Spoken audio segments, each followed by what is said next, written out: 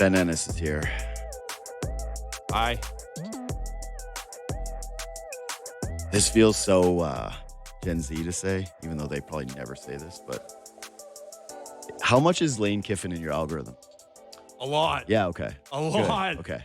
A lot. I'm so into it. It's amazing, Yeah, buddy. I'm so into it, man. The players being paid changes so much of it for me Yeah. because it's like before they were paid, it's like, yeah, there was, and there's still a degree of like sympathy for the players. No, you're out of your mind with this. You think that all those guys on that roster are making big time bucks? Like, no. But there is. There's seniors who are trying to win a national championship. Understood. You're such a callous guy. That's your take. The only person on planet Earth whose Lane Kiffin take is like, are these players overdoing it? No. Hey, they're trying to win a national championship. Oh, my God. I didn't say a thing. You are a Lane Kiffin guy. You got some Lane Kiffin traits. I'm here for the Lane Kiffin of it all. Like I hate him, man. Yeah, but it's awesome. Of course, dude. No, I want to talk a little bit about Brad Marchand today.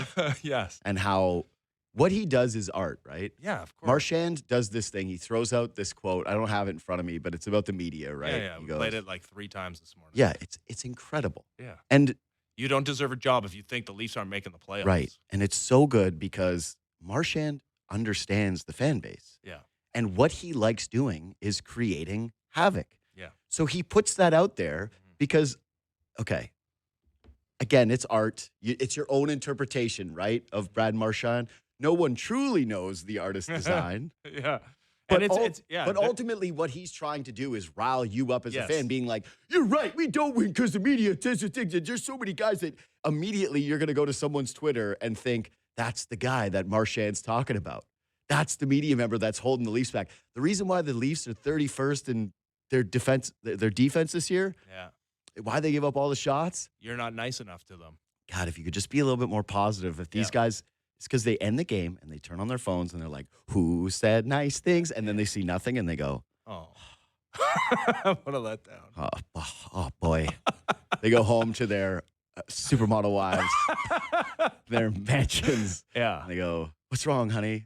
They're like, same thing. Yeah. No one said anything nice about me. Yeah. And the idea, too, that Marchand, of all players, right, would give one crap about the media. Like, imagine being Brad Marchand's teammate and complaining to him about media coverage. Mm-hmm. You think that he would have a really sympathetic ear for that person and go, you're right. That's, you know what, take the day. Yeah. Like, get out of here. But I love having a Brad Marchand. Someone who creates the havoc, someone who there is to hate.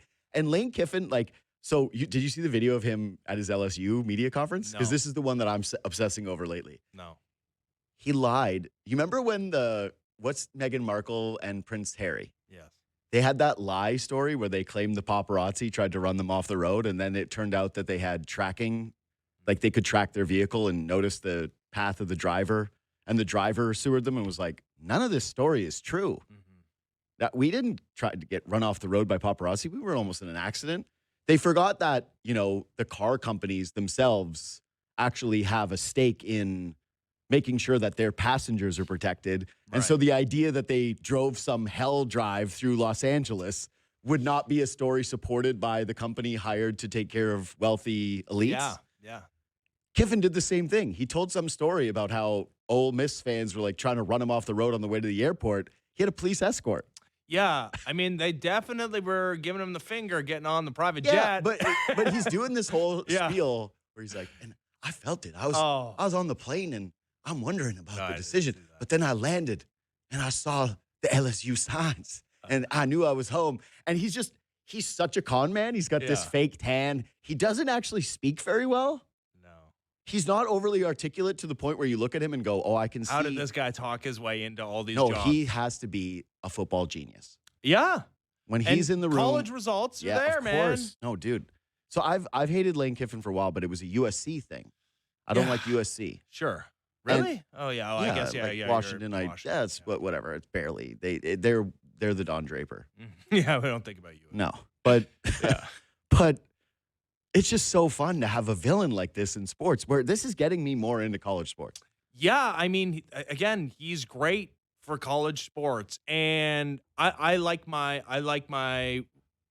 pro sports to be a lot like pro wrestling. Like, I don't mind the wrestling element. No, that's what I'm saying about the Brad Marchand thing. Yeah. It's kayfabe. But the reason I bring up the players getting paid in NCAA football, because it wasn't that before. And I know it's not the same, and not everybody's getting paid, and so many of these guys are impacted by this that aren't getting much, if anything, from NIL and will not have a pro career, whatever.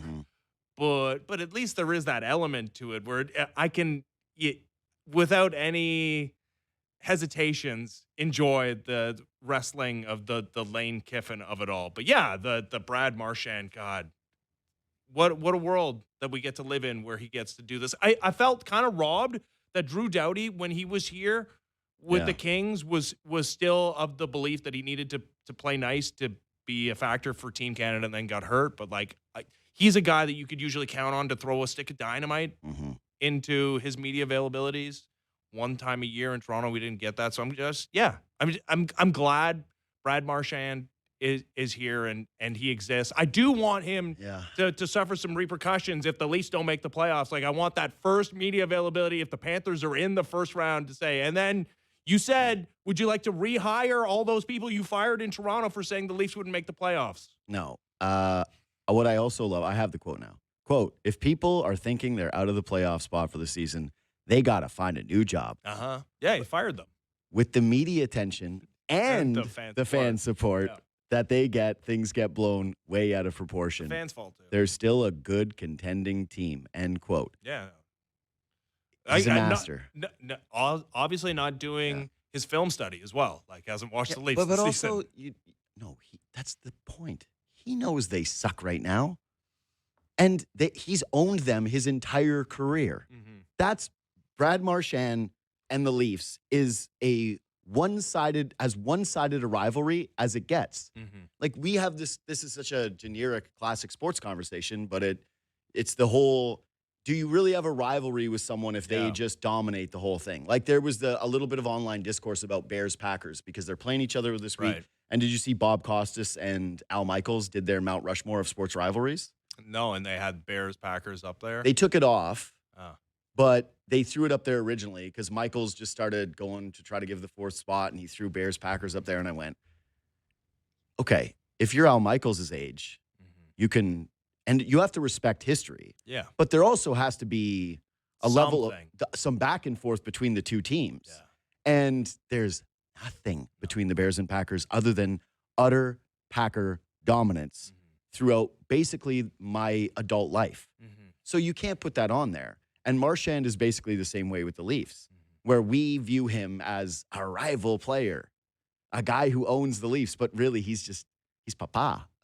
He has been papa. Yeah, one time, like, get one victory against him in one Game 7, and that's it. You got to point to regular season games and go, well, tonight's a measuring stick game, and I actually do think tonight matters a little bit more as a measuring stick game. But I hope we continue to get guys like that. Like, I know sometimes we, especially as millennials, are starting to get into our nostalgia phase where everything's about nostalgia and everything used to be better and nothing is improving and blah, blah, blah. But I really do hope that more hockey personalities emerge where we keep the rats and we keep the guys who are unafraid of microphones but end up throwing in the digs. Yeah. Yeah, you wish there was one. Well, I just don't know who the torchbearer is for Brad Marchand.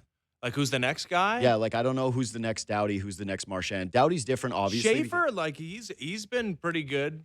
Yeah, but he's a sweet little boy. I don't think Matt Schaefer, and here's the thing, he's actually too good. Yeah. Marchand's a Hall of Famer. Yeah, but he's a borderline Hall of Famer. Sure. And he's very good, there's no question, but he still is someone where you talk about intangibles. Whereas Matthew Schaefer, you watch him and go, oh, that's... He's just the best player of the ice. That's amazing what's happening there. Yeah. Look at it. He's maybe going to make Team Canada. He won't, but he's in the conversation for Team Canada as a teenager. Yeah. Like, did you see the picture of him with, what's the former Leafs name? Matt... I can't get Molson out of my head, but... What, Matt Sundin? Martin. No, Matt Martin. Matt Sundin. No, he's at Matt Martin's Thanksgiving, and he just looks like their other child. Yeah, right. He doesn't look like he's an adult. He looks like Matt Martin's oldest kid. But yeah, I love the first hate. Mitch Marner older brother. I think you need the hate. It's so nice to have a galvanizing figure like Lane Kiffin, who everyone can just agree, we hate your guts. Because even the dudes where you would think, right, like Aaron Judge, for example, he's the captain of the Yankees.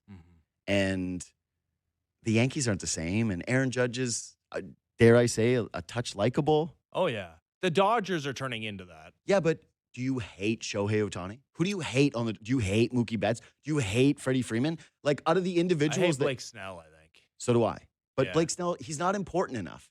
It's pretty important. He's not important enough. He's pretty important. But he's not one of the five. He's a Cy Young Award winner. Know, but that's the thing. They're so stacked. You can hate. I'm saying I hate the Dodgers. If he's not Yamamoto, you can't hate a pitcher. It has to be like the best of the best. I'm not But Brad saying, Marchand's not the best of the best on that Panthers team. But he was the captain of the Bruins. He inherited that role. He was always one of the most important guys. I'm saying, like, if Blake Snell's, they won a World Series without him. Yeah. Like. Yeah, but the rivalry and the hatred has only existed because of the direct one-to-one, like the series played between the Blue Jays and the Dodgers. I'm not disagreeing with you about hating Blake Snell. Yeah. Are you saying I shouldn't hate Blake Snell? No, we should all hate Blake Snell. Everyone should hate Blake Snell, obviously. Yeah. But what I'm saying is I don't think he's moving the needle across I think it's still a little more niche to hate Blake Snell. Even though he did have the one quote where after he got tattooed by Vladdy, he went, and David Schneider, he went. Yeah, they got lucky. Yeah, so lucky. They're just a bunch of lucky duckies. Yeah. Yeah, well, I mean, that's factual. Like, you just swing a bat in air to come in contact it's lucky with just to be a sphere. porn. Yeah. Everything's lucky. Yeah. Yeah, so, no. So you're just hoping we get more rats, like in the game of hockey, that are able to back it up with their I don't want words. to lose the rats because we've already we've lost the enforcers, right? Enforcers are gone. Yeah. We have a few guys, Matthew Olivier, right? But he can play. Yes, but and I'm not even advocating for the guys that can't play anymore, right? That's a bygone era. It hurts your team too much. I've made this point a few different times. When you watch the end of the enforcers, there were a few times where teams went out and got a guy, and then they had to play him. And it's modern hockey where teams are unbelievably fast and skilled, and they look like dinosaurs out there. You go, oh, okay, that's extinct. But I'm saying, overall, fighting is down year over year over year. You barely ever see it. Now the fight clips that you get are always from weird hockey leagues. It's which is always like, it's a little bit. Yeah, exactly. I don't even care to see that. I think, okay, you guys are beating each other up for the smallest paycheck on planet Earth. That seems a little dark, actually. That's almost uncomfortable to watch that. But we've lost the enforcers, and there's always going to be rats in the sense of guys who dive, guys who embellish, guys who will take a little cheap shot at you. But the full perfect rat is the Brad Marchand is king of the rats. Yeah. Looks like a rat. Yeah. Talks like a rat. Acts like a rat. Yeah. And is so comfortable being a rat. Yes. And when I look and say, who will take up the mantle? Who will be the one who fills his shoes someday? Yeah. That's very unclear to me. Matthew Barnaby on like the lineage list. Yes, man, exactly. The kind of undersized-ish guy who's not afraid of anybody, but also ducks the big fight, will jump somebody in an opportunist spot. Barney fought more like real heavyweights, but you get my drift. Yeah, but comfortable in their own skin enough to be comfortable with the media too, and to understand the value of being that big personality. Yeah, being unafraid of the blowback you're going to get on social media, though, that's where I think it's different, because kids now are growing up in an era where they won't want that. Right. Nobody's going to want to be a villain on socials. Yeah. Yeah, that's true, because everybody's so sensitive to, hey, listen, there's always going to be people on the other side of things and people willing to tear you down. But yeah, you open yourself up to a whole different swath of people if you're openly like that's your whole thing. Yeah, I wonder if generationally that will you got to be, but now the difference is now you actually have to be really good. Like Brad Marchand, you said it, is probably going to end up in the Hall of Fame. Yeah. Matthew Tkachuk. Lot of ratty tendencies. Yeah. I don't think he's nearly as sharp on the microphone as Brad Marchand is. You haven't subscribed to his podcast with Brady? No, I have not.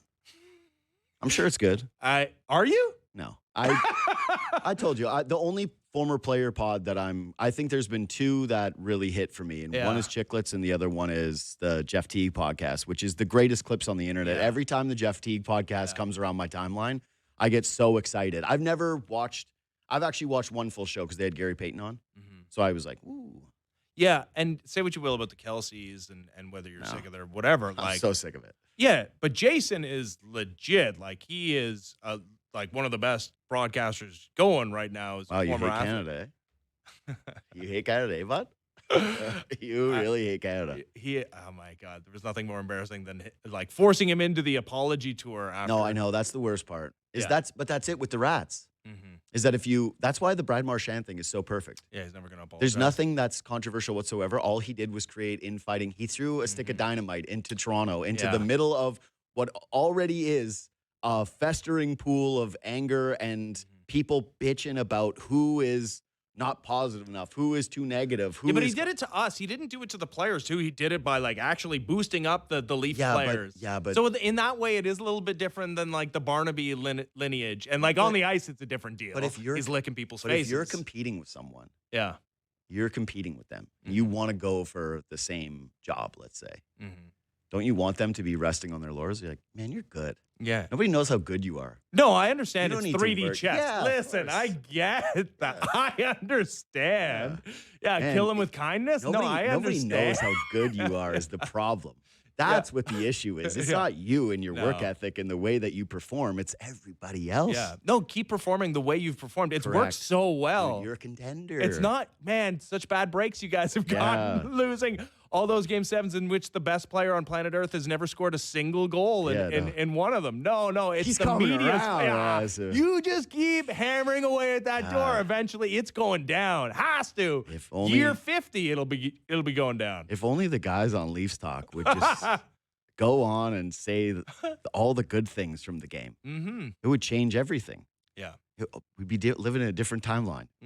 Anyway, it is hilarious that this is the timeline where it's like, yeah, maybe the Panthers are gonna have some issues this year without Sasha Barkov out for the whole year, and maybe like Matthew Tkachuk is not gonna be the best version of himself. And hey, maybe Sergei Bobrovsky at 37 finally hit the skids, and it's like, no, it's a year too late. Leafs are done. They're finished. Like if they had extended it one more year, maybe the big bad doesn't exist. Maybe the Panthers aren't in the playoffs this year because of all those factors. They played more hockey than anybody over the last half decade. I feel this watching the Baltimore Ravens. Yeah. No, I made the same comparison. The Chiefs, it's like, and the Bills at least are in the playoffs, right? And the Bills still have their quarterback who at times this year has turned it on and utterly dominated. Yeah. To the point where you look at the field and say, well, you're going to have the best guy. Yeah. Are you really, as a Buffalo Bills fan, going to play Bo Nix and feel like that's not a choke if you lose, even if you have to go on the road? Are you going to play the Jaguars in the playoffs and lose to Trevor Lawrence? Like, who's the team in the AFC right now that the Bills shouldn't feel abundantly confident against? Like, to me, they're actually setting up for massive heartbreak. But the Ravens, it hasn't looked right all year. No. And they are kind of leafy in the sense of they got off to a horrible start.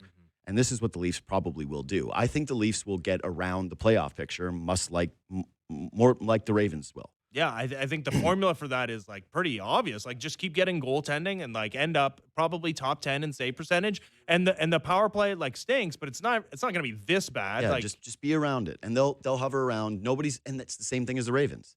Nobody ran away with the division. No, nobody's running away from you in the standings. So you just get to hang around the playoffs. But then when you get to the postseason, if it continues to look like this all year, which I'm feeling fairly confident that I'm not going to look at the Leafs this season and go contender, like true blue contender. There will be a path for everybody because it's hockey. You can get hot at the right time. You can get great goaltending, timely goal scoring, whatever. Bounces, they can go your way, sure. But that's the way that it feels to the Ravens right now. Yeah. And I look at them and say, as if Chiefs are going to miss the playoffs. Right.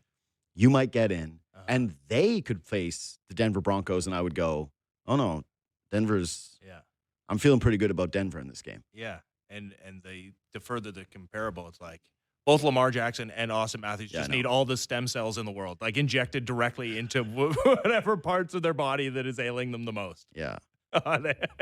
Yeah. Because that's the reason, right? Because it's like the top end talent you haven't seen it perform at anywhere near its best capability. Yeah. So Devin Williams signed while we were at the Christmas party last night. 3 years, 45. Would you have done that? I'm surprised it's as much as it is. But for as long a term as it is, because I thought it would be more in line with the Helsley deal, where it's like basically. I knew it'd be more than Helsley because he did have the track record, and I guess both guys did. They were both like Helsley actually has the more recent Yeah. track record. He was National League Reliever of the Year in 24. Yeah. Devin Williams was in 23. They were both like among the best relievers in the I NL. thought Devin Williams was 24 as well. Well, they were both in the National League. They were both. Yeah, but I thought he was dominant. I thought his best. Yeah, they year were was- both, but like Helsley won the award as the best reliever in the National League in 2024, I think, and Williams was 23. Anyways, they were both very good in 24. Helsley was worse this year for a contender in the Mets than Williams was, but like Williams lost his job. Like he was so bad at the beginning of the season for the Yankees. I really did think that it would be a similar type deal where he'd be like, nah, I figured it out by the end of the season. And he did. And he was good in the playoffs too. That give me another year to prove to everybody that I'm back to the guy that, I mean, Pete Alonso got me at the end of the season with the Brewers, but I was the best reliever or one of the best in the National League in 2024. Devin Williams was my Dylan Cease. Yeah. Yeah, I thought he was going to be the guy and like just sticking it to the Yankees. Couldn't you see that, right? Like after he took all the slings and arrows, and rightly so. Like he was bad, but like, yeah, wouldn't he love to go into Yankee Stadium and shut them down 13 times a year? Sure would be nice. But now all of a sudden it's like it's your fantasy draft. It's the run on relievers time, man. Like and all of a sudden Pete Fairbanks looking at you with like those doe eyes, and it's like I didn't necessarily want to give you $13 million a season over 2 or 3, but we got to add somebody here, and we're not doing Edwin Diaz or Robert Suarez for $100 million. Well, this is where I'm starting to get like, I'm puckering up a bit. Yeah. I'm puckering up a little bit looking at the relief market because I didn't want Iglesias. Yeah. He went off the board, and I went, that's fine. I mean, it was the 1-year deal, though. For sure. But apparently he was always going back there. Yeah. He had the relationship. It was the 1-year deal, and it was for a decent chunk of change. But 14, was it? I thought it was 18. But either way, somewhere in that range where it was good money for a reliever, but on a 1-year deal. And I looked at it and thought, maybe it's not going to be crazy. Maybe they're not going to go nuts for relievers. But my position all along has been, and I've been asking like former insiders about this, and I've been trying to canvass people going, isn't the relief market going to go up considering there is really only a top tier here of guys that you could credibly say are going to start the season? We all know the reliever thing. It's been done to death now. Like, it's volatile. You don't want to spend money on it. It's the place where you feel like you can grab guys and be good, blah, blah, blah, blah, blah. There's really 5-6 guys that you thought, if you're putting them in the 8th inning and at some point they jumped Hoffman for the closer job, you could see it. Yeah. If not, just starting the season as the closer. 2 of those guys felt like they were kind of automatically off the list. And we'll see. That I saw Shai yesterday on Foul Territory talking about how if there's a business case, they can go out and do it. And I did think when I was listening to that, is there a business case to Edwin Diaz? Like Timmy Trumpet, like how do you make money? How do you make money off his song? Yeah. How does that work? Exactly. Yeah, royalties. I think it actually just costs more to bring, because you got to bring him in to do the live performance like he did. I just don't see them paying $100 million for a reliever or somewhere even close to it. I mean, well, once bitten, twice shy on the 3-year deal they gave to Jeff Hoffman. Yeah, and the other guy they paid money to was Chad Green. Yeah. So the 2 relief pitchers, and yes, Hoffman was solid throughout most of the postseason. And the Chad Green one was good until it wasn't, right? Like, no, it was never good because once he was on his new deal, he stunk. Yeah, but they signed him coming back from, what was it, Tommy John or whatever? No, but that was the first contract. Yeah. But wasn't it? They gave him a second deal, Ben. Wasn't that part of an option that they opted into? No, they gave him another 3 years. They're going to be paying Chad Green for the next little while. Yeah, man. No, it's a really bad deal. So it's just dead money that's sitting there on the books with Chad Green. I'm almost positive that's the case. I could be wrong. Maybe it's 2 years, but I'm pretty sure. Once you went to Google, I'm like, oh. Oh, I know. Yeah, you're so confident until you realize that I could just look it up. Well, I want to be right. On the World Wide Web. I want to be right. I thought he got an according extension. To Baseball Reference, he's done being paid. He's done being paid. Yeah. So then he had 2 of those years were on an extension, and it was only the first year that was on one? So he made $10.5 million in 24 and 25. Yeah. So but still, that's their second highest paid reliever. Yeah. Not great. No, he gave up most home runs in baseball there. Yeah, no, he turned into Tanner Roark of the bullpen, where it was just, hey, automatic home run time. Hey, home run hitting machine. So basically, I'm looking at this and saying the 2 guys that I thought would be linked to the Blue Jays the heaviest, which were Helsley, who they had flirted with in the past, and Devin Williams, who was in the division and met a lot of the qualifications that you thought the Blue Jays would be in on. Someone with pedigree, someone with stuff, someone who might not get a record-breaking deal. He signs for 45, and that appears to be outside of their comfort zone for this guy. It does mean, by the way, though, that Diaz is not returning to the Mets. I mean, that hasn't apparently. Mike Puma had this report yesterday that it hasn't ruled them out on a return. Spent with $145 million. It's just money to Steve Cohen. Maybe. I mean, it hasn't exactly. There hasn't been a return on investment here necessarily, but he is the richest owner in pro sports. So Fairbanks was the number 3 on my list of those guys, though. So I like Fairbanks and the idea of Fairbanks. But in reality, there's a lot of negative trends here. These were his Ks per 9 during his prime. Yeah. 13.2, 11.8, 14.3, 13.5. Do you know what they are the last 2 seasons? Yeah, I know. They're under 9, which is to me, that's the baseline for a great back end of the reliever. You got to strike out 1 per inning. And he does not. No, he doesn't do that. And also, it's still getting outs, but it's you look at the fastball velocity. Yeah. It's not precipitous, but it is declining year over year for the last 3. Is that necessarily somebody? And I know they're not the Rays anymore. They're not the Rays. They're more like the Rays, but also they're hey, we don't really want to pick up your, $7 million option and look at the trade market. We just rather wash our hands of the whole Pete Fairbanks situation. And of all the teams to do that with, and I know that they don't like to spend money, but there is a, hey, we don't even think we can turn you into an asset component to it. That is a little spooky. Yeah. I Pete Fairbanks is a great interview too. I like him. Yeah, he's a nut job. I love him. Yeah. And he looks, he's got the big eyes. I know he looks like a crazy weirdo closer. He just might suck now. Yeah.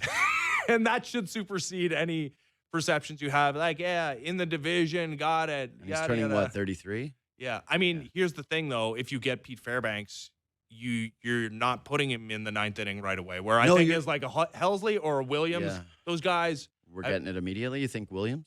Yeah. I don't think he was getting it right away.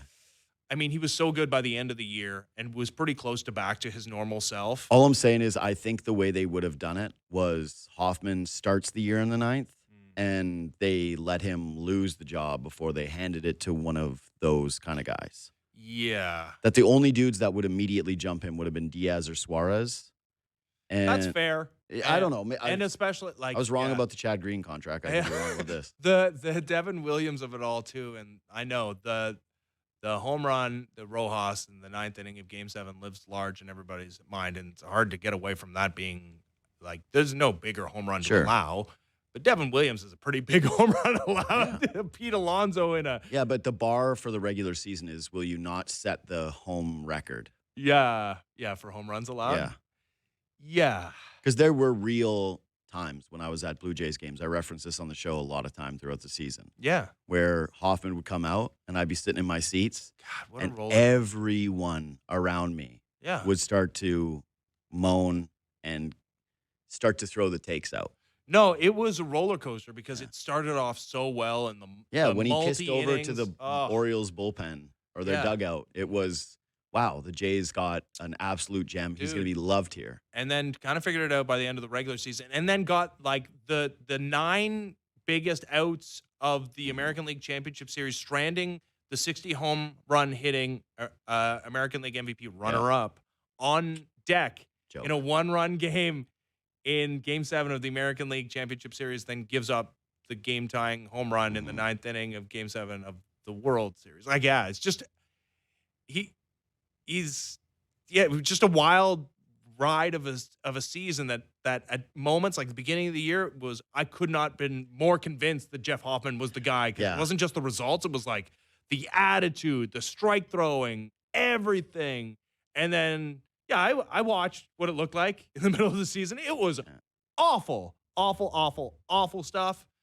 And then I also watched, I mean, it was my biggest question for the Blue Jays going into the playoffs was, what do they do in a close game in the 9th inning? And Jeff Hoffman could not have been better in games 6 and 7 of the American League Championship Series, and then allows the home run. They obviously should be open, and that was the one thing that Ross Atkins conceded to in his 15 minutes of gobbledygook at the end of the season, was that Jeff Hoffman's open to not being. It's the best thing about him. Yes. Did he call it? No, I think he said that's the great thing about Jeff. It's that. Yeah, he knows he sucked. Yeah. The thing we like the most about this guy is he's fully prepared to be demoted. Yeah. He's ready.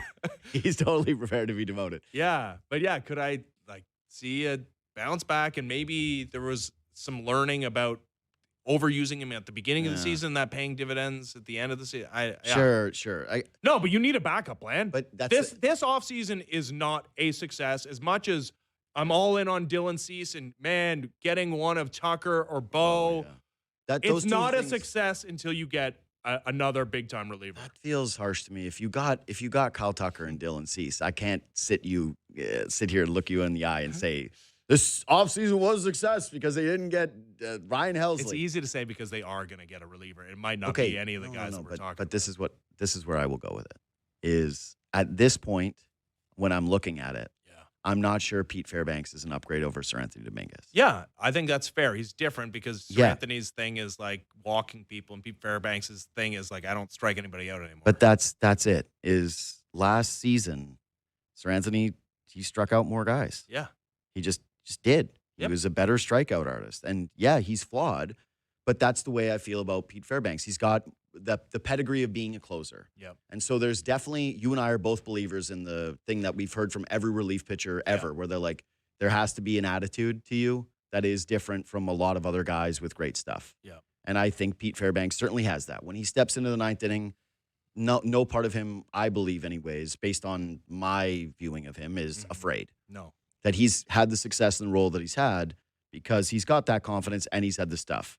But now when you're buying in on a reliever, and the stuff has been declining the last couple of years, and there's also question marks about how he pitches in certain environments. Yeah, outdoor, what is it? Yeah, it's cold weather that they don't know about him. And there's a dome, but you still got to, if you're talking about playoff games, it's a very good chance that you're going to go play somewhere where it's not, hot. It's outside. Yeah, maybe Yankee Stadium. Right. I'm just not in love with it. It doesn't, it's I think now become the trickiest part of their offseason. Yeah. Like it's not the trickier part to decide whether or not you're going to pay Bo Bichette or go with a backup plan that is somewhat credible, like getting Jorge Polanco and spending that money somewhere else. It's harder for me to see where you come out and feel like, man, they hit it out of the park with the bullpen. And I'm starting to wonder if the plan actually is becoming they're going to try to get one of those cute trades. Oh, yeah. They go out and get some guy who's a back end of the bullpen dude for those Cincinnati Reds. Oh, who's the next Louis Varland? Of course. Varland, Anthony Bass, the territory of guy where the dorks put out the numbers. And that's what I mean. This is like, that's why it was easy to say that they're going to get it's a disappointment if they don't get a reliever. Yeah. Who just retired, by the way. Yeah, good for him. Nice little moment there. Like when they first got him, it wasn't worth the giving up Teoscar Hernandez, but it was a great setup, man. There's for nothing a year. I'm so tired of more than the people who are like, it was a good trade. They first. You don't know. Adam Macko, maybe like the ERA over 5 that he put up in Buffalo last year. Drives me nuts. Yeah. Anyways, no, they're gonna get somebody. That's why I feel confident in saying it's not a successful offseason unless they add a big time. Yeah, they'll get somebody. Relief arm. It just would have been really nice to dream on the potential of a guy. Yeah. Even though here's my prediction. The Jays get a pitcher via trade that people line up against Devin Williams' numbers last year. And they do a blind resume? Yeah. And they go, who would you rather have? Yeah.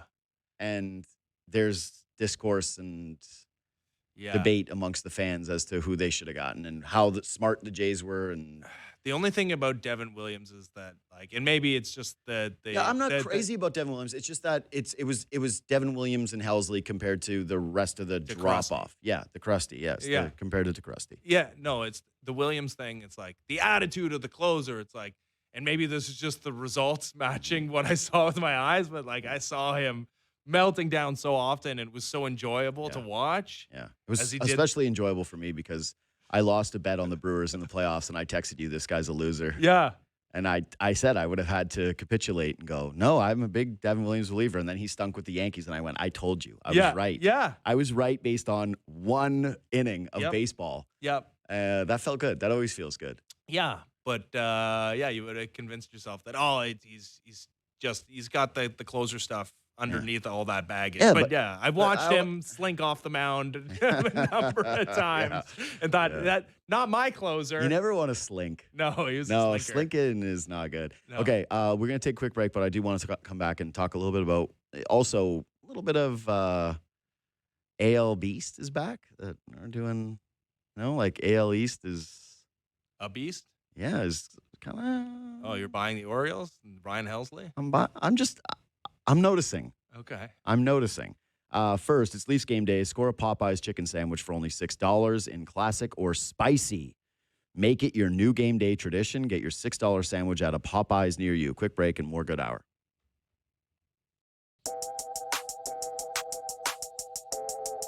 Orioles are the team that got Ryan Helsley. Yeah. Red Sox grabbed Sonny Gray in a trade, and there's some percolating with the Red Sox. And I will say they are George W. Bush. Fool me once, shame on you. Fool me twice, won't get fooled again. Yeah. Don't get fooled again. Mm-hmm. But there's some noise out there that they really want Kyle Schwarber and that there's potential for him going there. They're talking about flipping Jarren Duran into something and splashing a little cash around.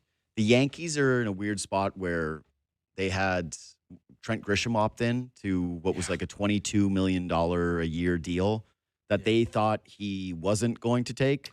Turns out, he understood his value correctly. Despite hitting 30 home runs, people were like, but you're Trent Grisham. Yeah. So he opted in. Yeah. And apparently it screwed a little bit with the money. And you've got Hal Steinbrenner Jr. going around being like, who says we make money as the Yankees? It's the funniest stuff ever. Okay, can I ask you, what do you have less sympathy for? The billionaire owner who goes on and says the thing about not turning a profit like Steinbrenner does. And you remember during COVID, it was the Cubs owner, right? That was doing Tom Ricketts? Maybe it was. I feel like it was the Cardinals. Yeah, maybe it was the Cardinals owner. Yeah, okay. Yeah.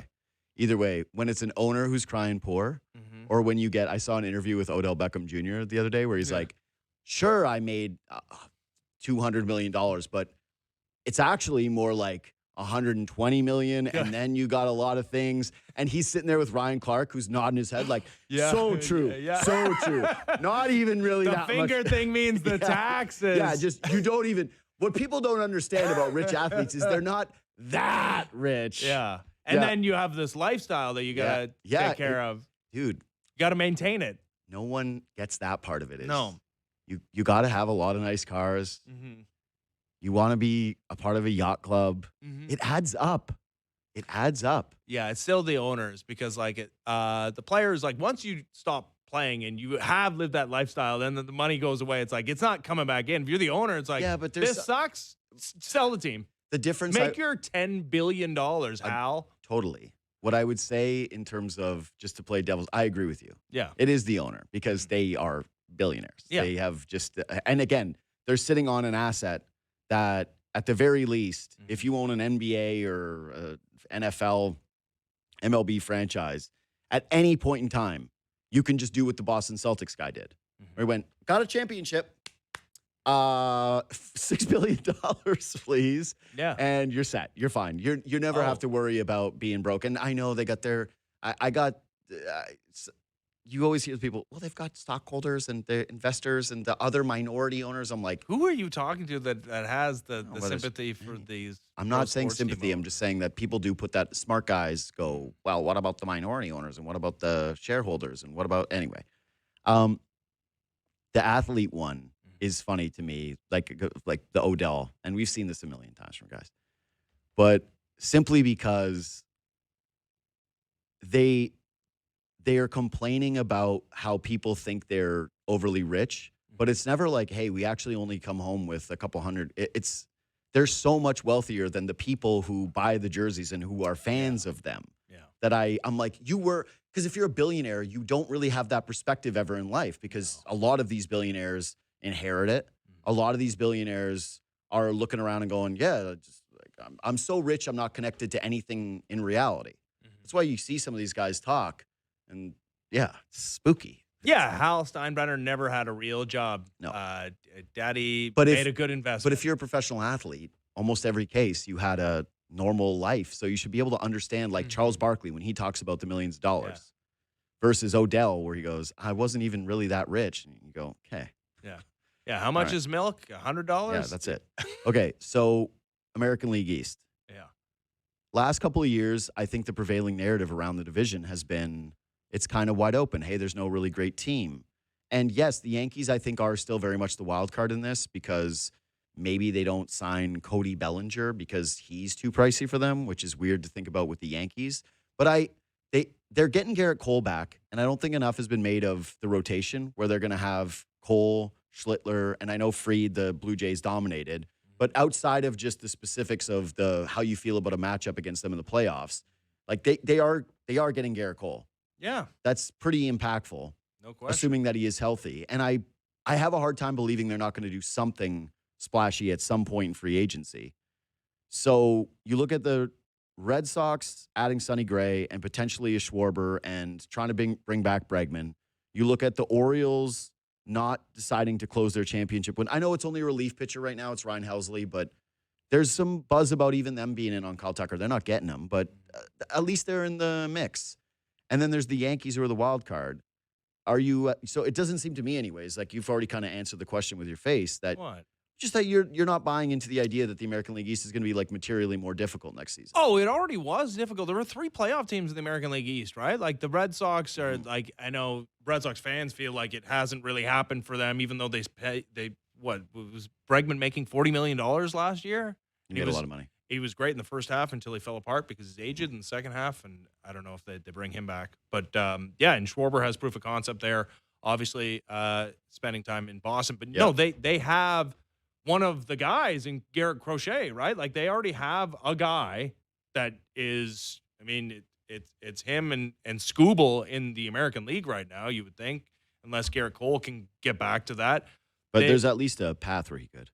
Yeah, Roman Anthony, I mean, they lost. Roman Anthony was just like gone the end of the season. He's their best player. Like, and there's nobody I'm more terrified of if I'm a Blue Jays fan for the next decade and a half than Roman Anthony. He looks like it should the also real be deal. noted that, and Roman Anthony's a part of this because I still think he factors into their rankings, but Baseball America has the Red Sox as the #1 farm system in all of baseball. Well, this is it. And they gave up, I think, their 5th prospect for Sonny Gray in that trade, but there's more to come. Or those guys, like, they're not hitting on all of them, and some of them have already like stubbed their toe in getting to the major leagues. But you're going to hit on some of those guys. Like, not everybody's wrong about every single prospect being one of the best in baseball, unless like you go back to those Orioles teams that had the Chris Tillmans and the Brian Mattises. And I'll be pretty scared of the Red Sox if they land Schwarber.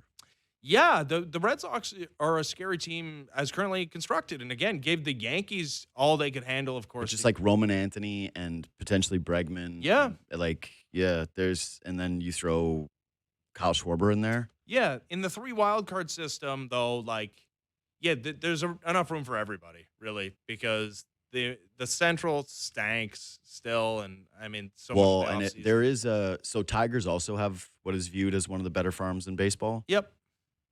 So maybe there's something to be said for they trade Tarek Skubal and then they move out a bunch of their pieces to go acquire some other stuff. I don't know, though. If you're trading Tarek Skubal, it feels to me like... How do you get better? Trading the best pitcher in the American League. It's just an automatic you should win every time he's on the mound. Yeah. And they do a lot of that. Like His WAR should be 32.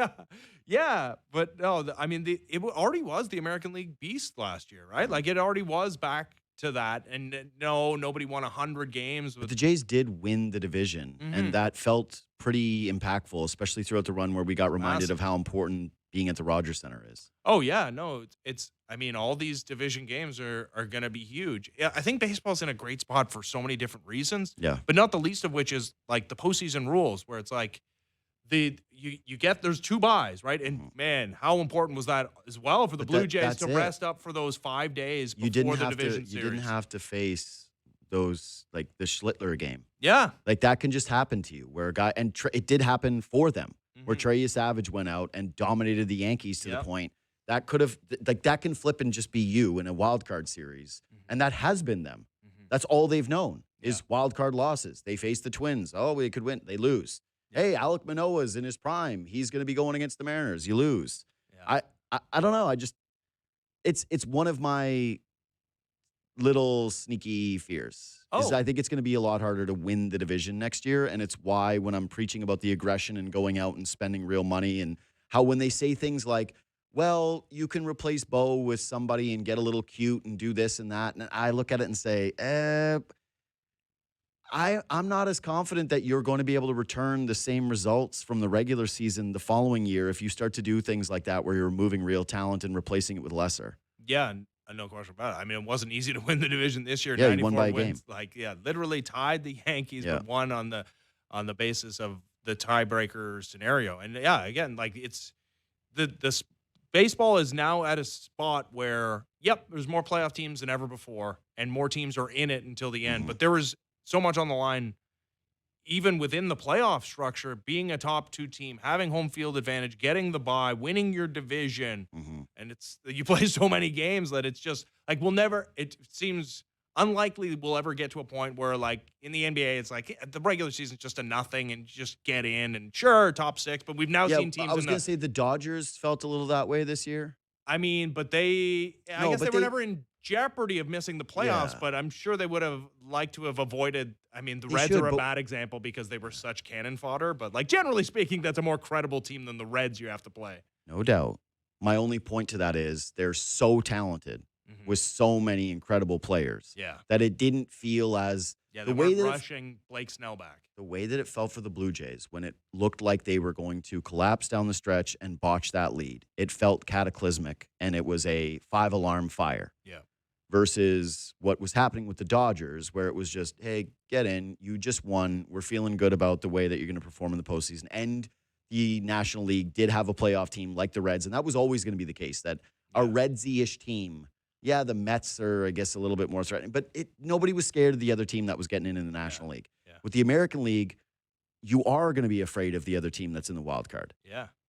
It's a far less likely outcome that you end up facing a team that you feel uber confident against. Yes, there will probably be a representative from the Central that is the weakest of the group, right? Because if the Tigers take a step back, the Guardians are kind of scary because they feel like they can always put it together, but you're not going to be – it's not daunting facing the Cleveland Guardians. No. And there's not going to be an outcome this offseason where they improve to a degree where you're like, damn, they got that, and they did this, and they went here. When you make a deep playoff run like the Blue Jays just did, I think there is a little overlooking of how you have to also get there, which is a regular season and your division and the breaks that you get. And right now, I see an American League, East specifically, that is trying to seize the moment, spend a lot of money, and compete with the Blue Jays. Well, and it raises an interesting point because now the Blue Jays have shown proof of concept in the postseason that when the games matter the most, they can be at their best. And like Vladdy. Yeah, Vlad specifically. Where changing everything. That, like, can you do some of the Dodgers stuff that they did late in the season? Because, hey, maybe you are kind of the team with – it's like we've done the division-winning thing, and we know that's an advantage. We'd like to do it. We're not going to kill ourselves to do it because we know when the lights are the brightest, we're at our best. The Dodgers had Freddie Freeman, Shohei Ohtani, Mookie Betts, Max Muncy, who, again, I think is the all-time walks leader, who they view as the loser. Yeah, they're going to trade him away. Yeah, they went. Yeah. Max freaking Muncy. And then they also got, up until the J series, the greatest starting pitching that basically everybody or anybody in baseball, pretty long history, has ever had in the postseason. Yeah, well, Jay's got, the guy that nobody's had more hits in a postseason run than Ernie Clement. Nobody's had a better postseason than Vladimir Guerrero This isn't Jr. me turning into saying I'm not confident about the Blue Jays if they return to the playoffs to recapture some of the magic that they've had. Yeah. But there's definitely more of a magic pixie dust to them than there is to, like I'm saying, the Dodgers with the pedigree that they have. Yeah. But now you have some pedigree. And it was George Springer. It's all the pedigree. But I view it more through the lens of I'm way more confident about Vladdy there, given that he had worn down year over year and that the postseason numbers weren't there. Mm-hmm. And now that run kind of solidified him probably a little bit more as, oh, wait, I am that guy. I've proven that I am this guy. You should feel confident that I am this guy. Well, and it'll do wonders, I think, for his individual statistics during the regular season. For if he has an 830 OPS with 25 home runs, we'll be like, yes, not what you want, and I think he's capable of better. But you know what? I think to the playoffs. Yeah, when he gets to the playoffs, that's when he's at his best. Yeah. All right. Ben Ennis, you can listen to him on the Fan Morning Show. Quick break, and then I want to talk about what executive speak is like when your team is playing like this for a sample like this with Mike Futa next. Mike Futa is here. It's coming in early. It's Brennan and who's your other Armen. producer? Armen? Yeah. They were making the rounds at the Christmas party. Brandon decided to wear the same shirt as I did.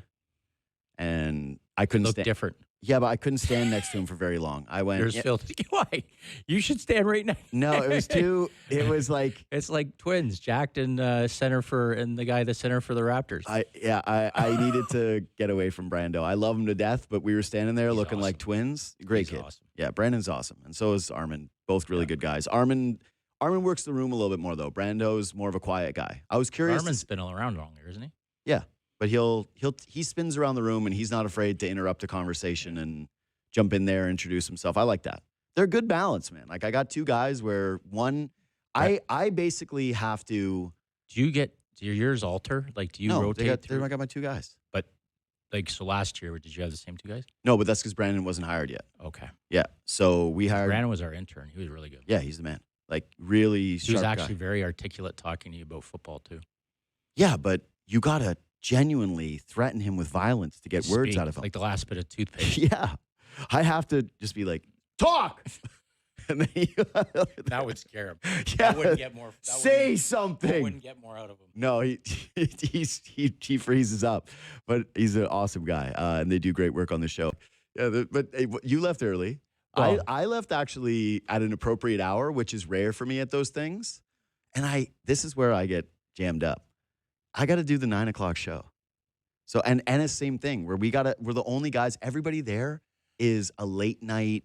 We work late. We get to stay out late. So people are asking me, I had the Irish goodbye. But you would do that if it was at any time. No, I'm usually You're someone pretty good that's saying goodbye? No, I'm usually one of the people that's says goodbye to everybody? No, says goodbye to the bartender because it's like, well, you gotta go. I've got I've got the medically induced. I'm just finished my antibiotics off from my brush with death. So I feel like the first time I'm already old, but I'm like the old guy. Hey, you want my drink ticket? So I'm not young and cute anymore because I used to get. Well, drink you look tickets. young and cute next to Brendan in your I did look young and cute. Well, we were having producer love before because Brendan was our intern. Yeah, and he's awesome. And we were laughing about and Armen's. I got Mike Gentile, who's phenomenal. Yeah. So it's like and to see them all there, but it's funny because Brendan was our intern, right? Yeah. And you're laughing because he's great, but you said you trying to get him to speak is like no, impossible. Come on, speak, buddy, speak. He won't do it. But it was well done last. I thought it was very, very well done. It was nice to see everybody. It was a nice Christmas party. It was kind of like this is your roll through the shows. Plus, you get to meet the people. Like Blair showed up late. Of course, the food, which the only two, I guess, flaws in the evening would have been the boss's mic not working, which was that wasn't great. From especially for when we're professional broadcasters. Yeah, I was gonna say, has somebody hit us? Well, there wasn't one. Have we been cyber hit? There wasn't one person in the crowd that could have sorted that. I kind of thought. There was 19,000 technicians there. That's what I mean. If I was a tech and I couldn't figure that out in front of the boss as he's trying to deliver, somebody's getting whacked. Somebody's getting the Christmas party whacked. They're gonna get Merry Christmas. Yeah, Hasta la vista, Black baby. Friday. Yeah, But then, no, it was great. And then of course, they waited for Elliot Friedman to entrant music to hit at like 9:30 before they served the food. That was a cool guy move. Yeah, cool guy. He came in 9:30. high-fiving everybody at the last second. Well, Kenny Reed had his kids hockey, but no, I thought it was awesome. Very well done, fun. very festive. Great to see everybody. And no, it's good. Really good. Really well done. So I mentioned this to you briefly as I was leaving the office yesterday when I was talking to you about, hey, what we're going to do tomorrow. Yeah. And I'm becoming more of the mindset where measuring stick games are not really measuring stick games the way that they used to be. Yeah. Like regular seasons were taken a bit more seriously in the NBA. They were taken a little bit more seriously in the NHL. And obviously hockey has not gotten to the NBA's point where they're doing load management, or you're going to face, like the Raptors had this big game last week against the Cleveland Cavaliers. They beat the Cavs twice. Yeah. And it was the third matchup, and they got their point guard back, and you looked at it and went, oh, this is a circle your calendar game. Yeah. And then the game starts, and Cleveland goes, we've sat 8 guys. So there's zero measuring stick game to that, right? Yeah. You actually don't even really get any information from it. Mm-hmm. Football, it's always important because the standings matter so much. But there's the underlying feeling if two teams are going to meet in the postseason that you don't want to empty your bag of tricks. That push comes to shove, you don't want to use that one play in the playbook that you want to use when all the chips are down and maybe facing these guys. You don't want to maybe reveal too much. Maybe that's a bit of an overthink, but regular season-wise, the idea of me coming on and trumpeting a measuring stick game doesn't actually have the same weight that I feel it used to when I was growing up or even a few years ago. But this one, to me, with the Panthers, feels a little different because it's a perfect storm for the Leafs. One, you just came off of a win against the Penguins where arguably you looked your best all season. You're off a second half of a back-to-back. You're facing a decent team, and you drubbed them. Before that, it's been nothing but awful. Your coach is very much on the hot seat. I don't care what Brad Treliving says. I don't care what kind of messaging they're putting out there. If it continues to look this way, there's just no possible way that they could continue to go down this path. You got a lot of players that are underperforming. You got a fan base that is pissed, that is deeply annoyed at the product that they're getting every single night. And now you're facing a team that has beat you a couple of times in the postseason. And I think Treliving really tried to design the team around beating. And they're not the fully complete Florida Panthers. Everybody gets that. They're missing their best player. They're not. Maybe, 2. Maybe 2. But their best guy unequivocally 100%. is not in the lineup for the entirety of the season. So they've clearly taken a bit of a step back. They are not as high in the standings as they would like to be. But given where they're at as an organization and the fact that you are really building a roster to beat them, are you putting more weight into tonight's game? Very, very well thought out question. I don't want to forget the football part of it because do you find with parity, like it's for me, like, and I agree with you 100%, when you get those teams that seem to always meet, they don't put all their bag of tricks out. Yeah. But if you're like hypothetical, and I don't know the teams the way you do, but you got to if you're win the the Kansas division. City Chiefs right now, Yeah, all out. you got to put all your bag of tricks out, right? I'm saying when you're the 2 division winners, oh, 100%. and you're playing a game. If you can't get up for tonight as a Leaf, you got a problem. Yeah. Right. But I mean, right now, JD, and I don't do the critic thing as much because I've been on that side of things, and I probably more protective of the management side because I know how hard it is. But I didn't understand, like, when you throw stuff out in the Toronto market, it sticks. Yeah. Okay. So when you have a press conference where you talk about and you use a term like DNA, right? You know it's going to stick. People are going to pick up on that right away. And I've known Brad Treliving for years, and one of the MOs of his team, like we used to do rookie games when I was in LA and Phoenix, and they took hours to play because of the toughness and gaining that. Yeah, he wants that. Yeah, you want to gain that momentum that your young kids are tougher than their young kids, and it's going to breed over it's going to roll into the big boys. Yep. And when I saw, okay, this isn't about Marner. Marner's gone, okay? But when you have that cap space to fill, I was wondering, like, how it was filled, right? So you take a kid, Michelli, who's clearly skilled, but I mean, he's in and out of a Utah lineup. This isn't like you're getting a guy that was in every night and was dominant. I said you could probably picture in your mind him filling in with some of the lovely things that Marner does, but there was no background to this guy. I've heard he was a Doan guy, though.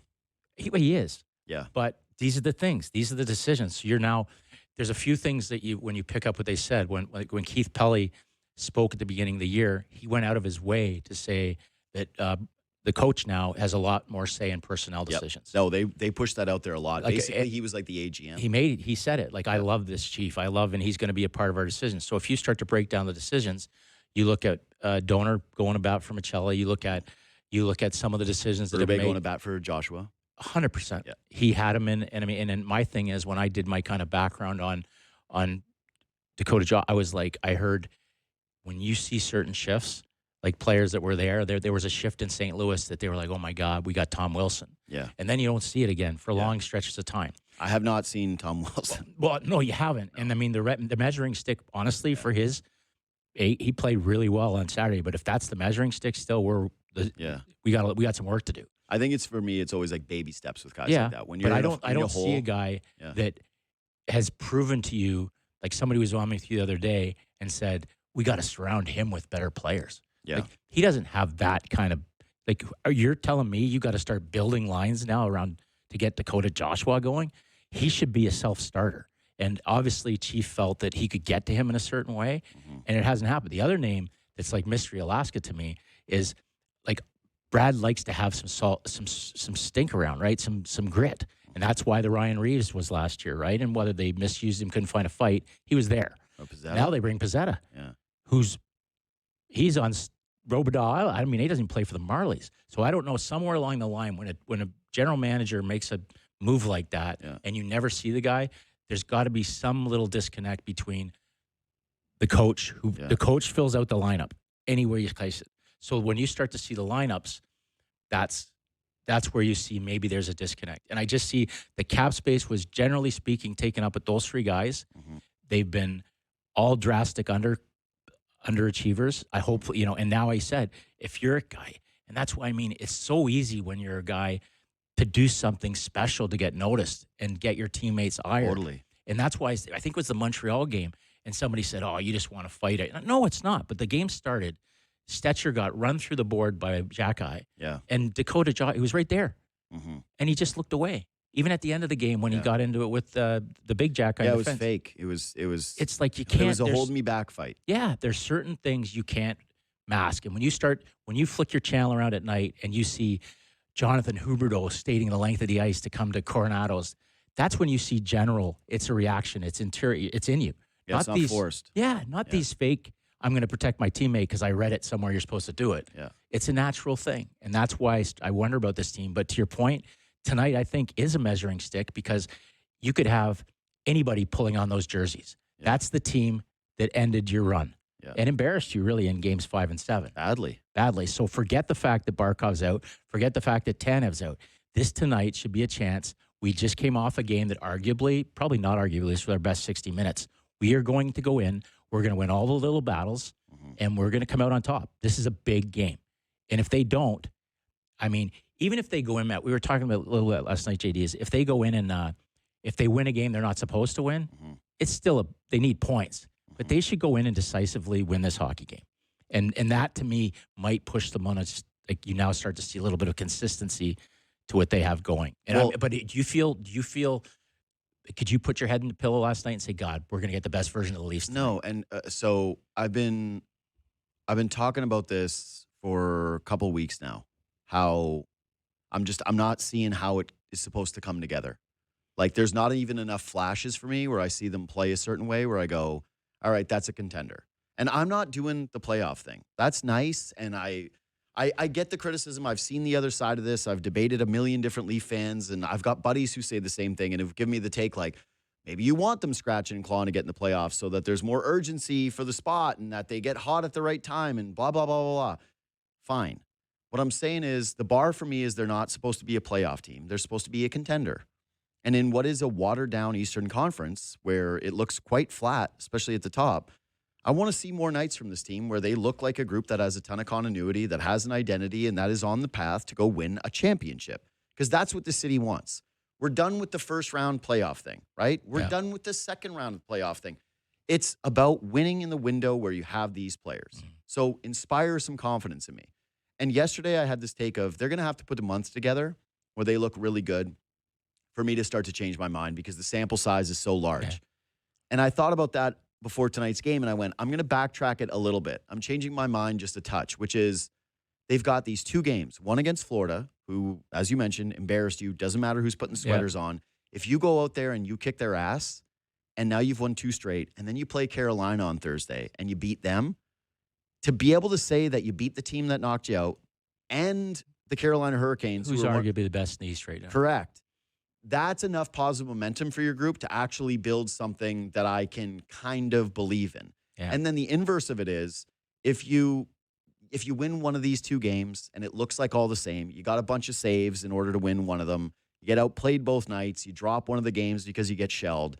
I actually think that that's the point where you're looking at it and going, well, maybe it's time for the coaching change, because you've got to pull one desperate level if you're going to change the outcome of the season. And I'm not a fire the coach guy. I don't that's not normally who I am in professional sports. I don't really call for that. I don't really feel comfortable normally coming on this show and advocating for people losing their jobs. It's just, it feels a little icky, especially, whatever. What I am really curious about, especially from your standpoint, is how honest you think the conversations are amongst the front office. Like, when they're watching this thing, they're the guys that put it together. So it's their vision and it's their baby. And this, I can only apply it to what I do, which is, I've seen people try to put together shows. I've seen program directors. I've seen different hosts who pitch ideas content-wise, and it's not working. But it's their idea, so they keep trying to force it to work.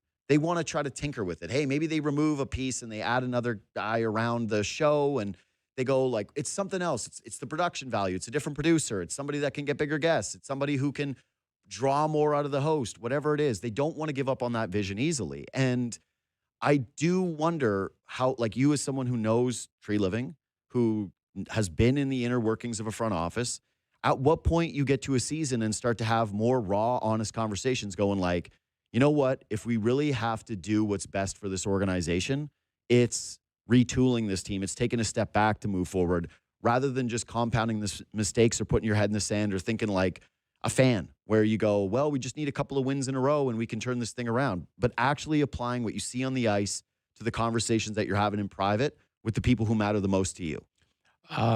Great point. I think Brad's probably looking at this, knowing him, just really shaking his head, because I truly think that he felt this team, as constructed, I know he did, this is going to be a team that's going to be hard to play against. That's the other thing, hard to play against. And out of all the things, they are not hard to play against. No, it's literally the last thing they are. And it's starting to expose again. The one thing I was really comfortable with was the way their deep partners looked to start the season. Mm-hmm. But I also knew that the way Tanev plays, he's one stray puck, or this is the Warrior that we love, that he could be out. They were very fortunate last year. That's why I thought last year was a bit of a blown opportunity as well, because you got him healthy for the whole year. Yeah. Right. And now you see it on the back end, how that's a misdemeanor. And now when you start to force the guy, who's their 7D, that just the right. Stetcher? No, he's the guy that. Oh, Myers? Yeah. He was a guy that we're kind of, man, he's not bad when he gets in there, totally exposed. No. When he got in there. Play. So I think and this is where you could make the argument when you're forcing pieces in, that if they hadn't done anything, right? Because the big thing, they wanted to add the piece that's going to play, like whether it was Raquel or the guy that was going to fill the big line, the hole that Marner left. You could make that they could have kept the guys they just had and not added any of these guys. Okay, you add Raw because of the Marner thing, but you could have just kept Yarncroc, Kampf, the guys they had, and be as productive as they are now, and have the cap space to still maybe, because these guys just haven't had that kind of, and then because right now it's easy to say, and I've heard, and I agree with you to a certain extent, because you can't rebuild this whole, you got too many big names under big contracts. You're not going to tear down. But if you're going to try and retool it, if you put these names out there, you're not there's a chance that they're going to all clear waivers. It's not like there's not just a trade to make. Like when you look at the salary and production of some of the guys that they've brought in, there's nobody out there going, my God, why the hell will we get Michelli? You know what I mean? It's just that's the problem with trying to move on from these guys. So not only have you've kind of locked yourselves in, but salary cap wise, it's hard to, even if the piece, first of all, with this parity or mediocrity, whatever it is, everybody's looking for the same thing now. Everybody's looking for that top 6 forward. So it's not just the Leafs. Top 6 forward, there's a real desperation for centermen, which you don't have. And there's no bullets. There's no bullets to trade. I mean, if one thing out of this, I guess, is positive, and he's still not a superstar, but Easton Cowan's a real good player. Yeah. And he looks, But he's not trading him. He's not. You're not trading him. But even if you decided to, you can't convince me that other teams are looking like if all of a sudden Montreal frees up one of their top guys. Like teams like Montreal that are kind of hovering around. And when we criticize the Leafs, and rightfully so, with the way we played, if you look at the standings, I can't believe that there's still they're all within 3 points of each other. Yeah. Right. So if there's a silver lining, it's that if they ever got on one of these rolls and beat Florida and Carolina, they're right back in it. Yeah. But how much do you want to be back in it when you're really? No, but that's it. That's the question that I'm asking you. Is like, But you got to have the bullets to give up. no, okay, but they've already basically put it out there. They don't have those bullets. Okay, like there's no magic fix for this thing. But who, JD, out of the okay? Let's forget the guys periphery guys that right now Max Domi isn't going to get you a whole bunch, or Michelli's not going to get you a I whole honestly bunch. think the only guy that they would trade that would have any value as of today, like off the roster, would be OEL. Well, there you go. And probably somebody's out there is looking at Carlo thinking there's a better version. Sure, than what but he's got. now he has a setback with his injury. I know. But I mean, just if they regain their health when you look at there. But man, OEL, he's been playing outstanding. But I get you. He's going to get you something back. But Sure. I think that's because there's so much of a cluster in the standings that you can wait on that. Okay, I'm not saying you're having this conversation today. Yeah. Like we're selling. It's still December 2nd. And the standings are the standings. You're certainly hoping that things materialize. JD, you're gonna find out, because the one thing that I've always watched, and it's like in any sport, this is it. Yeah. When someone's on the hot seat, whether it's true or not, whether Brad's on the hot seat or whoever. I think everybody's on the hot seat. Okay, if they are, let's just say insert any sport, and even if you've got term, and you're looking at your team from what you want it to be and to preserve your own job, it has to be. You're trying to jam things in to make this season somehow a success. Okay, but that's where I'm going with you this. Can't. You got to be really careful, because if you start trying to make this, which has no chance of getting the job done, better. Like we're going to be really, really average, but we're going to push the. You can't do it. This is where I'm going. Yeah. My point to this is not, are you bailing on the season on December 2nd? Clearly not. Like you do have runway. You've essentially got 2 months to figure out 100%. what you have in your team and whether or not they can turn it around. And that's why I think the coaching thing is on the table, because it's something that you can explore. But the other thing about the coaching, JD, is when you make a change, and I've gone through this process, like when we made a change in LA and it was desperate times, Dean knew it was Daryl Sutter. Yeah. Right. He was there, and that was the guy he wanted. Yeah. And Daryl wanted it. So it's easy right now to say, I mean, Kipper and Bourne had a great interview with Pete DeBoer, a good friend of mine the other day. By the way, they did that with Berube when Sheldon Keefe was on the hot seat. He started to do the media rounds. And they always, same thing. I know. I'm just saying that the coaches, it starts to actually feel a lot more real to me when the coaches do like the media circuit that are sitting out there. Well, I thought Pete's got to do it a little bit because they've asked him to start doing it for Team Canada. But the biggest question was, I got my skates in the back seat. Yeah. He's ready to coach. Yeah. But when you're Pete DeBoer, still being paid by the Dallas Stars, you want to pick your spot. Exactly. Yeah. Do you look at this situation and go, like, you only get, I think he's an A-level coach. That's an interesting point. But do you look at this situation and go, I got to have that one? Yeah, but don't you think those guys are geared in a certain way where they're watching it and they go, it depends what else is out there. Like if you look right now and they're playing better, but if like right now I look at a team like the LA Kings, right, that's been crushed by the Edmonton Oilers 4 years in a row, whatever it is, but that team, if they ever decided, and I'm not saying they are, but that's a team that you could take over the finish line if the right tweak, if you did. I'm not saying and Pete's a Toronto guy. It could be his dream job for all I know. And who's going to turn it? But you got to be sure. But there's also so much more money that you can get offered as the coach here too. Pete, that's honestly at this stage, and money always matters, but he's got more. He's the only thing he doesn't have is a Stanley Cup, and it eats away at him. Yeah. Right. And even when he talked about it yesterday, and he's like, he's gone to the dance twice, Game 7, but he doesn't have the Stanley Cup. So I know, knowing his pride, and he wants to go. And obviously, anybody coming to Toronto thinks they can get the job done. You win here, they're naming streets after you. You know what I mean? But I love your take on it. But I also, it's not even a but to it. It's like 2 months from now when you look at it. If this was the West, JD, I'd already be having those thoughts, because to me, you look at what Colorado's got, Dallas got, and even Minnesota right now. You're not even, and Edmonton hasn't played. You're so far away from those teams. Mm-hmm. But to your point, if they go in and with this lineup, somehow knock off Carolina, they're the top in the East right now.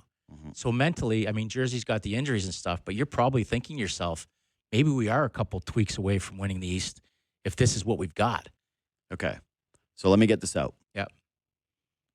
You're not abandoning the season on December 2nd. No. You're hoping to keep your coach, and you're keeping the optimism about where you are in the standings, and it is still your vision. And so ultimately, I can't imagine that Brad Treliving already today thinks like Dakota Joshua can't play after getting him, that Michelli is a complete bust, can't win with him when you're just into December 2nd. I understand what you're saying about feeling the hot seat and going, well, we got to do whatever it is that we can to get in. You're not making these moves. But if you are the steward of the franchise, which the general manager is, you have to be living in multiple timelines. Oh, yeah. You can't just be focused on what it is tonight. That's not your job. That's the coach's job. What are you doing to win tonight? Coach. General manager, I need you to be someone that is constantly thinking about the overall big picture. And there has to be something in Brad's mind right now, looking at what they've done, and talk to a confidant, whether it's Shane Doan, whether it's Brendan Pridham, whoever it is that he has in the front office, that when he wants to close the doors and be honest, that's the brain trust. That's the group. And I'm asking you, are you already having those conversations with the brain trust privately, being like, if it doesn't continue, what are we doing? Because they want to keep their jobs.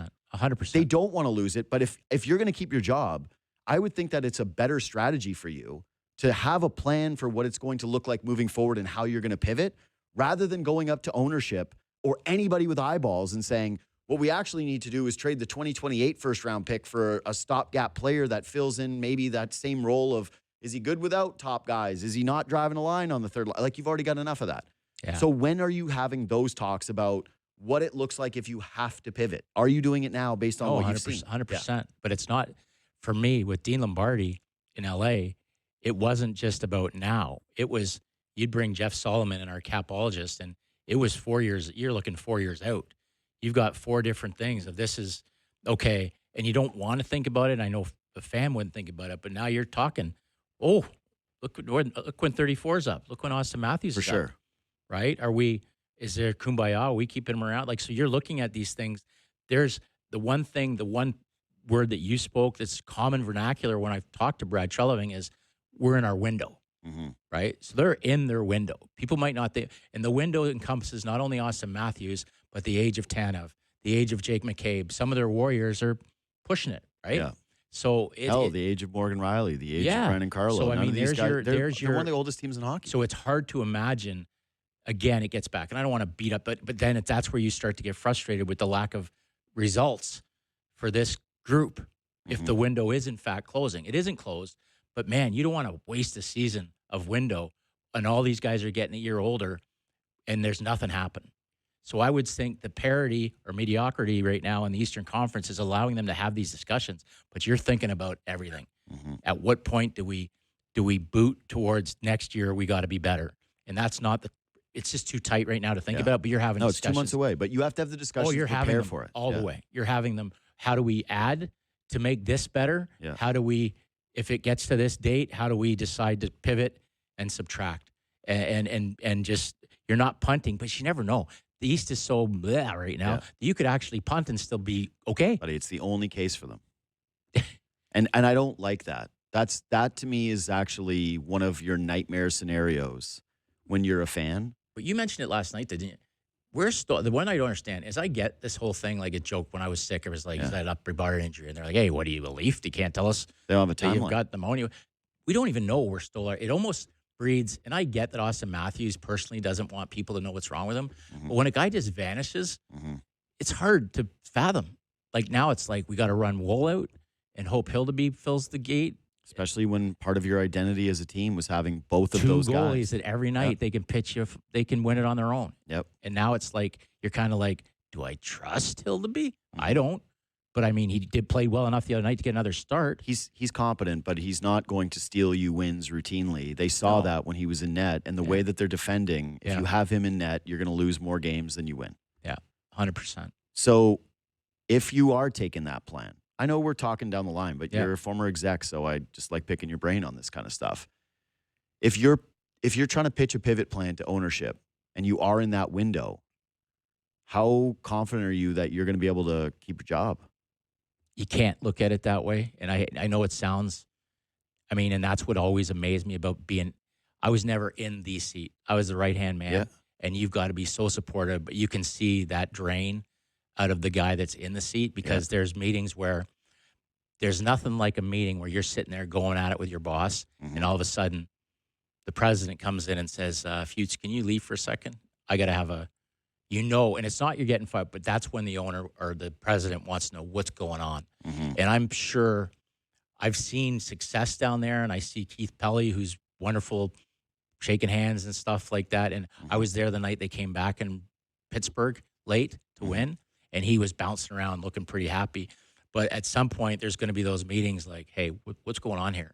Like, this isn't what we talked about. And those are tough meetings to have. And you can't really blame it on injury, right? Because the guys. Have you seen Tampa's blue line? Oh, but it's the thing is, it was one of these guys. Like, I mean, right now, the fact that we're talking about Troy Stetcher, like he's the comeback player of the year, is like.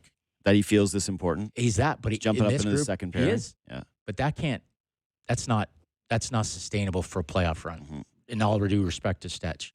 But I mean, so it's hopefully these guys can push through and keep them competitive. But man, it's got to be tough looking at that lineup every morning. Even when it was healthy, JD, to start, it wasn't like the first game of the year. If it wasn't for Stolars, Montreal wins that first game. So at the beginning, it was like Stolars was stealing him. There's been very few games, and Bruves acknowledges, where the Leafs have just gone out. Other than, like, I guess Pittsburgh, it wasn't even like a total.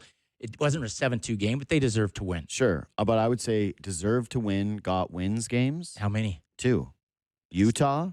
Yeah. Pittsburgh. Yeah, and maybe one against Columbus. There was a good Columbus game somewhere in there. But the Columbus game, even like the most recent one, where they go to overtime. Not that one. Yeah, there was one before. They actually played well. Yeah, I don't know. I haven't felt overly convinced. But you feel they got 6 regulation the fact wins. We're having this discussion. Yeah. This was the bar was okay. We went 7 with the team that won the championship last year. How are we going to superimpose that bar or And you're like now talking about we've had 3 good games. Yeah. That's not anything about the culture. And that's what, because to me, last year it was like it took them a while to adjust to the coach. Then you started to say, this is the Berube style that's going to get us there. And this to me seems like he was just hired again. It's like they never saw this guy as a coach. And they're readjusting to, how do you want us to play again? Most of the guys are the same guys. They don't look comfortable playing. No, they don't look, and they don't look. The other thing is, it's one thing to not look comfortable. It's another thing to look, I'm not sure I want to play this way, which is a bigger problem, which is a much bigger problem. Because when you, and there's the thing about passion. Like when Cowan scores, he looks passionate. Yeah, but he's not jaded by any of this. Like, I know, but like the other day, I mean, if I'm Dakota Joshua coming out of the press box, healthy scratch, he scored, and it was like, is that my 40th or 41st? Like, show some emotion. Yeah, you're not Jose Bautista where you want to do that, act like you've been there before because you hit 40 bombs. Yeah, and it maybe for me, it's overlooking it. But I mean, for me, when you're trying to get out of it, you can see that, when you see guys that genuinely care, and it's like, yeah, we're coming. You don't have those reactions. Like his reaction to there, for me, was similar to when John Tavares broke the record and couldn't celebrate because he couldn't because they were so out of the game against Columbus. There's certain things. Get the shackles off and show that you care and you belong here. And maybe that'll get contagious. But it's tough, but I agree with you tonight. I think that contagious only comes from one guy on the roster, and that one guy is Austin Matthews. Yeah. And 100%. And that's if you don't get him playing where he's scoring a ton of goals. Yeah, and his passion sticks going through the roof. And tonight, what I would use is, because I do agree, tonight is a measuring stick game. And I would say, it's like, are you kidding me? You got Brad Marchand pumping our tires in the other dressing room. They're 1 game ahead of us, and Brad Marchand's telling the Toronto media, like, hey, these guys are great. Like, you guys kidding me? You should lose your job if you don't think they're a playoff team. They're 1 point ahead of you, and you got a guy singing your songs. If that doesn't get your grizzle up as well, like, come on. They should be shot out of a cannon tonight. I hope we see it. Well, I hope so, but in your words, when we talk about the Blue Jays, and I know you wouldn't let me talk about baseball, but you know what? If that team didn't just bring me, I was shocked because they just kept, and that's why I hate now the Raptors, a good team. Oh, they're just like the Jays. No, they're not. The Jays were unique to themselves, and they found a way in a game that I don't find you like base, every day they found a way because of the way they cared about each other to bring you out of your seats. And I was shocked if they didn't do it. Tonight, I know I want to see the best version of the Leafs, but I'm not like putting my head in my pillow going, it's happening. For me, this is just would it shock you if mysticism. they laid an egg tonight? No, and it would surprise me, not shock me. It would surprise me if they were just dominant and kicked the Panthers' ass. What I will say is the biggest reason why I have optimism, it's two things. One, it would just be the Leafiest thing to do for everybody to bury them, and then all of a sudden they get hot and make everybody look stupid because they've done that many times. But they used to rebound like game to game. And now it's not that way. It's bad stretch and then kind of a game and then bad stretch and then kind of a game. 2 good games all season. Like it's not what it's been in years past. But the other thing that I'm kind of optimistic about in terms of you talking about the galvanization of a room and caring about one another is at this point, you're playing dreadful hockey. You're flat out, they look like they're moping around. They're doing these media availabilities, and a lot of the body language on these guys looks shot. You even have Max Domi, who I think is about as fiery and confident a personality there is in hockey, saying things like, I'm not going to talk about the healthy scratch with the media. Like, that's kind of adversarial for a guy like Max versus just being like, I got to take accountability. I got to be better. That's the easiest answer you can give. That's a guy who's inbred in how to handle Toronto media. And that was but even Max had 2 high level assists. Yeah. And there was no celebration. Right. It was like, but that's because they haven't had enough of a bit of a run. Yeah. What I'm saying in terms of positive, if you're one of the positive pollies and you watch the show and you're like, hey, why is it always negative? If they can somehow come out of this, it would be impossible. I got to see that think, impression in person. That's good. I like that. But get that in the radio. But wouldn't it be impossible to think that it wouldn't galvanize them as a group and be 100%. like, everybody doubted us. Everybody kicked dirt on us. Everybody said we were losers. Everybody said we couldn't defend. Everybody said we were getting our coaches fired. Everybody said we played without passion. Everybody said that we played without heart. Everybody said Austin Matthews. Who's the never guy, gonna be the JD? same guy. Who's the guy that stands up in the dressing room and talks like that in that room, you think? Well, that's the problem. But I don't know. But I'm saying if you win, Yeah. and if you can just turn this around and turn it into one positive stretch, Yep. you're one positive stretch away from being like, and now we're second in the standings and everybody doubted us, and now maybe you are closer as a group. Yeah. That's my only hope. And then all of a sudden, the Tanev comes back. And you get all of a bodies. sudden, Stolars comes out of the uniform. Yeah, I agree. I 100% agree with you. But I look at this roster healthy, and I'm like, Yeah, I know. it's going to take both goalies in this defense to be rock solid, and the big boys have to do their job. But I just see that it's just like it doesn't. When you look at teams right now, you look right down from 1 to 4, and you go, that looks pretty darn good. Mm-hmm. And this, it's like a Yahtzee cup. I said their roster is full of too many guys where you need to put them with talent. 100%, and there's not that, and they're missing that. They're missing that element that, whether it be like Philly has it with a Nick Delort, somebody that doesn't allow your guys to screw around with your boys either, and then you drag guys into the fight. And it's funny too because certain names came up with shock you because I couldn't Dakota believe, Mermis fought for them. but is that really? No, that's my It's point. the wrong Dakota, right? I said, and then you've got like guys like I heard like Mason Marchment, guys like that, but they wouldn't report, they wouldn't waive their to come to Toronto. I thought Marchment was just they got outbid. No, he didn't want to come to TO, which blew me away. Wow. And that's, I mean, God bless, I love his dad and stuff, but I think the whole him being here and how he was treated the last time kind of rubbed him the wrong way. Huh. But he didn't want to come. At least that was the information I was given from the internal crew in Toronto, because I thought That's surprising because he seems that's like the such kind a of Toronto guy. Yeah. Yeah. Like But- all offseason, you thought, okay, well, they're probably going to There's go the out and fit, get him. right? He's There's the the one, fit. and there's the guy that they want to have. But yeah, for a team that keeps searching for that bottom 6 that has the quote-unquote identity, and you thought Waugh was going to be a little bit of that guy, and it kept looking at Joshua and him and saying, all right, well, maybe that's going to be secondary scoring and some grit. Hey, a fourth line. I like Lawton. I think he's actually played really well lately. He should get more minutes. I've been bitching about it now for, 2 weeks. Him and Lorentz are fine, but they haven't had those groups where you just look at it and go, okay, well, that's the third line. You want to set it and forget it, and then the rest of it finds itself. If the start of the year, JD, and you look at, you haven't added one free agent yet. Yeah. And this is when I was doing my kind of internal team building, what this team I felt needed. Yeah. If you take out Michelli, Dakota Joshua, and Pizzetta, which I still changes nothing.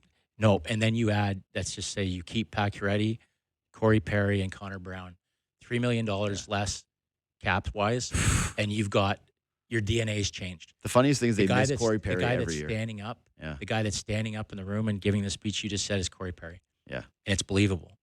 Yeah. It's like I've talked to the guys. I've talked to like Kopitar. People hate him. The guy's called the worm. But you talk about Edmonton, true. the voice, when they said, what was the voice that kicked their ass to get him going against Florida, Corey Perry? They said, imagine this guy. This guy was a duck. He just like the ante to come back to the Kings. And they in the dressing room, they're like, this guy's unbelievable. Yeah. And he carried, forget he's good in the room, keep him in the room. He's got 7 or 8 goals. Yeah, man. And he brings guys. He still fights. He gets under people's skin. Yeah. You tell me any He's power unafraid play in net front of the net. and there's your guy. There's your DNA right there.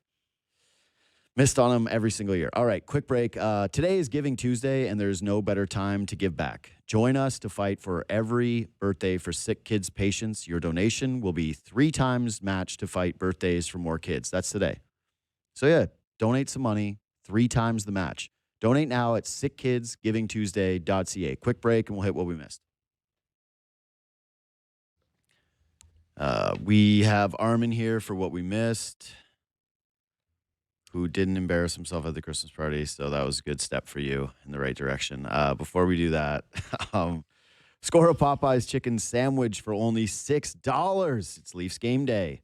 You can get it in classic or spicy. I am obviously a spicy guy. Make it your new game day tradition. Get your $6 chicken sandwich at a Popeye's near you. Yeah. You had a learning curve with office Christmas parties. It wasn't a Christmas party where I messed up. Yeah. But it you're was right. a work-ish gathering. Yeah, it was a workish gathering. For you, though, the office Christmas party has a limit on the free drinks. Yes. That's what, did that save you? Be honest. A little bit. I actually accidentally got an extra ticket given to me. What do you mean accident? So I don't know if I should actually be admitting this, but I had 4 drink tickets instead of like the regular. How was that an accident? Because I bought a bunch of tickets. Like, that's interesting that you didn't give me one. I still actually owe you money though for the ticket, so that's fair. I haven't paid oh no, you yet. I'm just holding that in the back pocket. Yeah. So remember I got You bought my ticket? ticket. Yeah, you bought my ticket. No, so I bought a few people their ticket, or I just went to get it. I didn't necessarily buy it. Mm-hmm. And then I guess I got given like a bunch, and then I got one extra. And I was like, oh, all right. Well, Did you give one of them away? no, So you used all 4. I used all 4, and Wow. I purchased one Selfish. beverage. So pretty good. Selfish. Yeah, pretty good for you. Yeah. Pretty good for you. You guys left after me. Yeah, I was slightly after. responsible. Okay. I was. 7-minute difference here, we're talking. No. Wait, so do you do the Irish goodbye? That's your regular thing that you prefer just to disappear. Here's the reason why I Irish goodbye. I know I'm easily manipulated. All it takes is one person to say, come on, I haven't seen you forever. And my guilty gene kicks in immediately. Plus, I want to have fun. I want to stay. I'm not looking to leave. I don't dread the Christmas parties. Yeah. I don't dread social functions. Sometimes everybody dreads the odd one. I don't like making plans way out in advance. That makes me dread, where I start to look at things that should just be fun. One of the things that I actually really miss about being younger and having more friends with less responsibilities is just the day of hang. Yeah. Just the day of, you're feeling the vibe and you shoot somebody a text and you go, want to get a beer? Usually ends up being the best. That's top tier. When you have to schedule it out and it's a month away, and then you hit that Saturday and you've had a crap week and you're tired and all you want to do is just lounge and you're not feeling I want to go out and do this thing. That's what sucks. That's honestly the worst thing about getting older is I don't often get the just text for a beer. It always has to be set up, and then you end up with like friends that are the ones that you could text for the day of beer, but you're not close enough. Anyway, it just No, you end up having like a few core friends that you could do that with. I know. And they won't judge you either if they say no. Like they'll be like, no, it's brother, easy. but but it let's used to try be you next could week. go down the line. You could go down the long line of, hey, like the day of beer. Nothing makes me happier than someone texting me, do you want to get a beer today? That is bliss. That true bliss, because you can either say, I actually have something, or you were immediately in the mood, like, you know what? I just got a second burst of energy. I'm ready to do this. So I like being at the social functions. I like having a bunch of beers with a bunch of people and catching up. And it's a huge crowd. There's so many Sportsnet folk that I don't get a chance to see over the course of a year because we're all working nights and weekends. Yeah.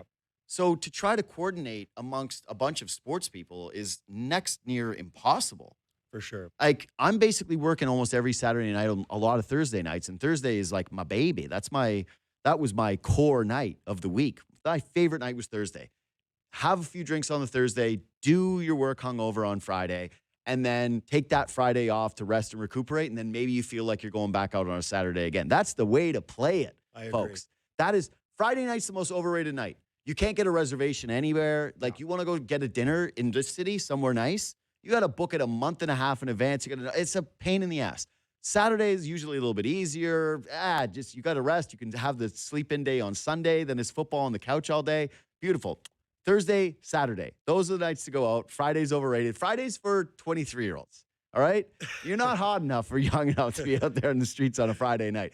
But I Irish goodbye because, like I said, I know all it takes is one person.